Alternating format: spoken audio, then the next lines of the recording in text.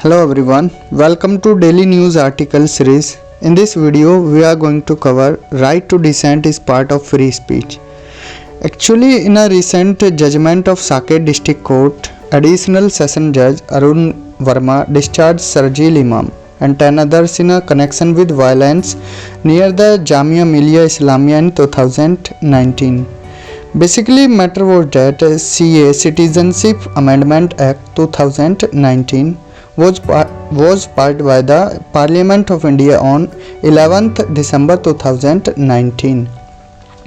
After passing CAA 2019, क्या हुआ, देश में जगह जगह पर व्यापक जन आंदोलन देखने को मिला and several student organisations also protest against CAA.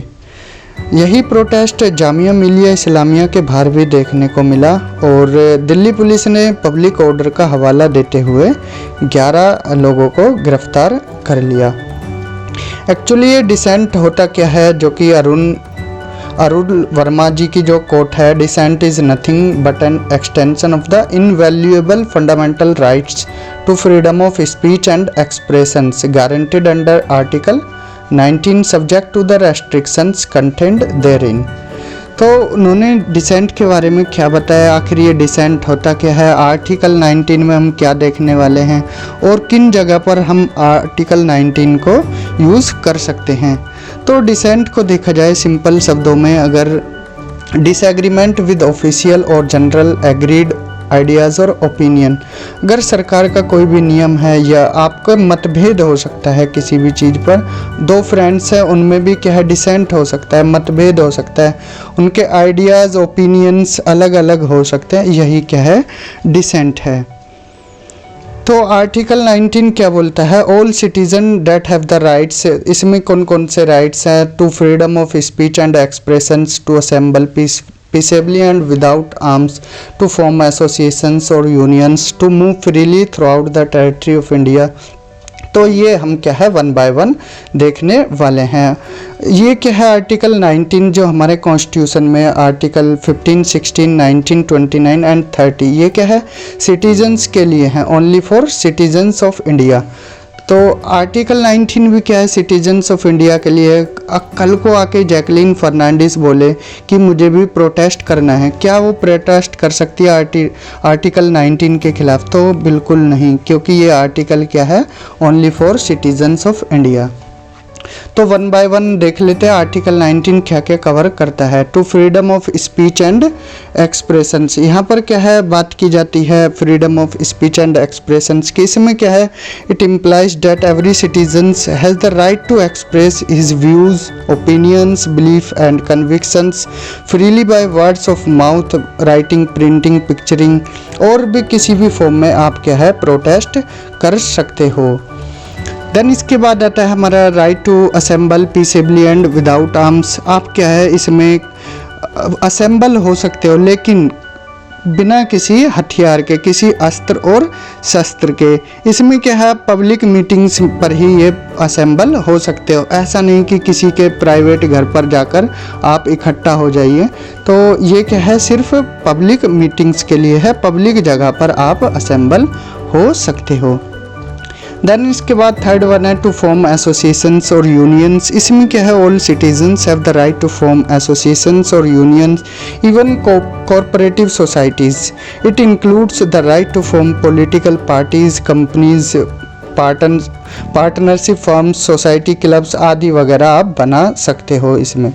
Then हमारा फोर्थ वन है to move freely throughout the territory of India. इसमें क्या है कि कोई भी सिटीज़न है इंडिया का फ्रीली मूव कर सकता है with in the territory of India. इसमें क्या है एक स्टेट से दूसरे स्टेट में भी मूव कर सकता है. इससे क्या है हमारी जो नेशनलिज्म की भावना है, नेशनल फीलिंग की भावना है, वो उजागर होती है. देन फिफ्थ वन है हमारा to reside and settle in any part of the territory of India. आप इंडिया के किसी भी पार्ट में जाके सेटल हो सकते हो, और या तो आप टेम्पररी भी सेटल हो सकते हो या परमानेंट बेसिस पर भी.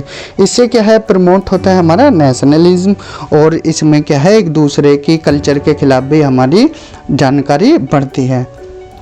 देन 6th वन है हमारा टू प्रमोट एनी प्रोफेशन और to carry on any occupation, trade और बिजनेस। इसमें क्या है, कोई भी सिटीजन किसी भी तरह का प्रोफेशन कर सकता है, ऑक्यूपेशन कर सकता है, ट्रेड और बिजनेस कर सकता है। एक हमारा इसमें एक पार्ट और था जो कि हमने 44th जो कॉन्स्टिट्यूशन ऑफ इंडिया में क्या था, 44th अमेंडमेंट एक्ट ऑफ 1978 के तहत हटा दिया गया था। वो क्या था, right to acquire, hold and dispose of property.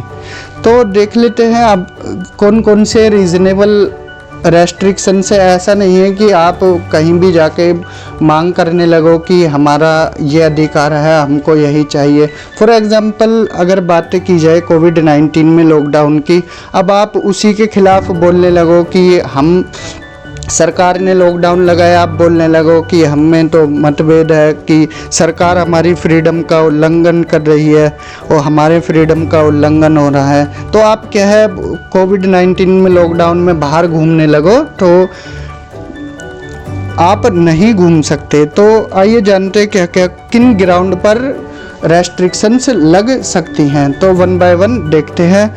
On the ground of public order, danger to human life, health और safety, contempt of court, sovereignty and integrity of India, decency और morality, security of the state and protection of interest of any scheduled tribe. आप किसी scheduled tribe में जाके बोलो कि हमें तो फ्रीली मूव करने का अधिकार मिला हुआ है, लेकिन कुछ ग्राउंड ऐसे हैं जहां पर रेस्ट्रिक्शंस है।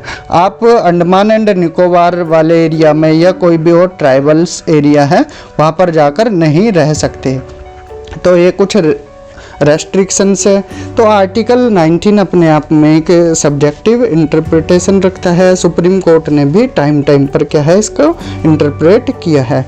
तो अगर आप बात की जाए तो यहाँ फ्रीडम के साथ क्या है, रीजनेबल रेस्ट्रिक्शंस है, लेकिन लिबर्टी जो है जिसमें आपको कुछ भी करने की आज़ादी है।